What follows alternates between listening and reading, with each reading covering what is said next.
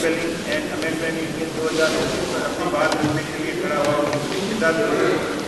भी सभ्य लोकतंत्र अपने कानून को समय समय पर परिपक्व करता है, अप्रासंगिक कानूनों को हटाता है और विधेयी अस्पष्टताओं को दूर करता है। कांग्रेस पार्टी इस प्रक्रिया का विरोध नहीं करती, बल्कि ऐतिहासिक रूप से हमने ही भारत के विधेयी सुधारों की नींव रखी। किंतु माननीय महोदय, मेरा प्रश्न इस बिल की मंशा नहीं बल्कि सीमा, प्राथमिकता और ईमानदारी को लेकर है। ये बिल वास्तव में कानूनी सुधार की दिशा में गंभीर प्रयास है या फिर सरकार द्वारा अपनी विधायी निष्क्रियता को छुपाने का एक औपचारिक अभ्यास मात्र है। आज देश महंगाई, बेरोजगारी, किसान संकट, संघीय ढांचे, संरक्षण और संवैधानिक संस्थाओं की स्वायत्तता जैसे गंभीर मुद्दों से जूझ रहा है और सरकार ऐसे समय में केवल तकनीकी सुधारों का रोल पीट रही है। कानूनों को निरस्त करना तब सार्थक होता है जब साथ ही नागरिकों के अधिकारों को मजबूत करने वाले नए कानून भी लाए जाए। दुर्भाग्यवश पिछले कुछ वर्षों में हमने देखा है कि सरकार सुधार के नाम पर ऐसे कानून लाए जिससे असहमति को दबाया गया और राज्यों के अधिकारों पर अतिक्रमण किया गया। इसलिए इस बिल पर चर्चा करते समय हमें यह नहीं देखना चाहिए कि कौन सा कानून हटाया जा रहा है, बल्कि ये देखना चाहिए कि कौन से कानून न्यायपूर्ण कानून अन्यायपूर्ण कानून आज भी जीवित है, उन्हें हटाने का साहस सरकार नहीं दिखा रही है। माननीय अध्यक्ष महोदय, ये सदन जानना चाहता है कि निरसन और संशोधन विधेयक 2025 की परंपरा नई नहीं है।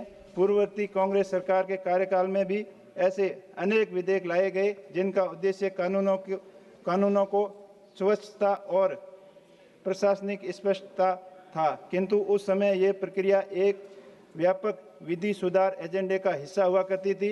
आज स्थिति यह है कि सरकार केवल कानूनों को हटाने के अंदर रुचि दिखा रही है जो पहले की निष्प्रभावी हो चुके हैं, जबकि वे कानून जो नागरिक स्वतंत्रताओं पर प्रत्यक्ष व अप्रत्यक्ष रूप से प्रहार करते हैं उन्हें बनाए रखा गया है। उदाहरण के तौर पर देश के औपनिवेशिक मानसिकता से प्रेरित कई दमनकारी प्रावधान आज भी लागू है, जिसे उपयोग कर पत्रकारों को, छात्रों को, सामाजिक कार्यकर्ताओं के खिलाफ उनका उपयोग किया जाता है। जैसे राजस्थान राज्य, जहां लोकतांत्रिक चेतना और सामाजिक न्याय की लंबी परंपरा रही है, वहां के लोग कुछ पूछ रहे हैं कि क्या कानून केवल शासन की सुविधा के लिए या जनता के संरक्षण के लिए भी है। इस बिल में जिन कानूनों को निरस्त किया जा रहा है उनके अधिकांश पहले ही अप्रासंगिक हो चुके हैं। ऐसे में सरकार को ये बताना चाहिए कि उन्हें अब तक कितने ऐसे कानूनों की समीक्षा की है जो संवैधानिक आत्मा के अनुरूप नहीं है।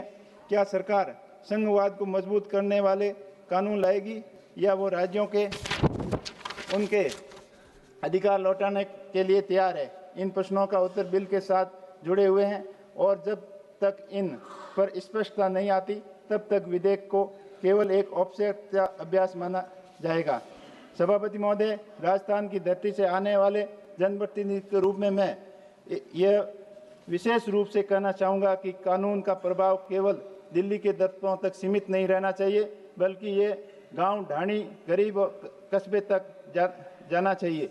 जब कोई कानून अस्पष्ट होता है तो उसका सबसे अधिक दुष्प्रभाव ग्रामीण, गरीब, मजदूर और आदिवासी समुदाय पर पड़ता है। सरकार ये दावा करती है कि ये बिल इजी गवर्नेंस को बढ़ावा देगा, किंतु हमें पूछना चाहिए कि क्या इससे इजी लिविंग भी बढ़ेगी? क्या ऐसे में किसानों को समय पर न्याय मिलेगा? क्या इससे युवाओं को रोजगार मिलेगा?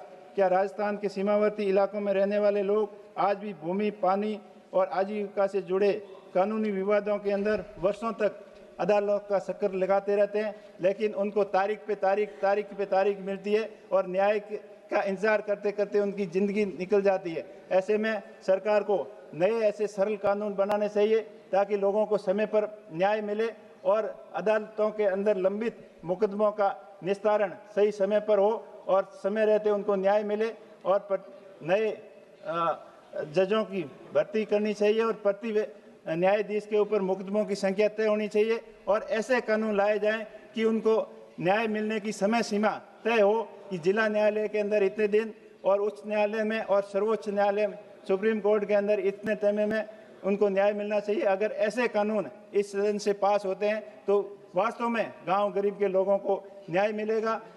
और मैं आशा करता हूं कि आप इसके बारे में बिल्कुल सोचेंगे। इस सदन का ध्यान उस तथ्य की ओर आकर्षित करना चाहता हूं कि पिछले कुछ वर्षों में कानून बनाने की प्रक्रिया संसदीय समितियों की भूमिका में लगातार कमजोर किया गया है। कई महत्वपूर्ण विधेयक को बिना पर्याप्त चर्चा के सीमित समीक्षा के पारित किया। इसके विपरीत कंक्लूड कीजिएगा प्लीज। इसके विपरीत यदि सरकार वास्तव में पारदर्शिता और जवाबदेही में विश्वास रखती है तो हर कानून, चाहे वो तकनीकी हो या नीतिगत हो या व्यापक विमर्श को प्रोत्साहित करता हो। राजस्थान की जनता हमें यहाँ इसलिए भेजा है कि हम केवल सरकारी बात पर मोहर न लगाएं, बल्कि सवाल पूछें, सुझाव दें कि लोकतांत्रिक मूल्यों की रक्षा करें। कांग्रेस पार्टी ये मांग करती है कि भविष्य में ऐसे विधेयकों के साथ विस्तृत श्वेत पत्र प्रस्तुत किए जाएं, जिससे ये स्पष्ट हो सके कि कौन से कानून क्यों हटाए जा रहे हैं और उनका दुष्परिणाम क्या है, आर्थिक सामाजिक प्रभाव क्या रहेगा। बिना पारदर्शिता के विधायी सुधार केवल कागजी सुधार बनकर रह जाएंगे। धन्यवाद अध्यक्ष महोदय।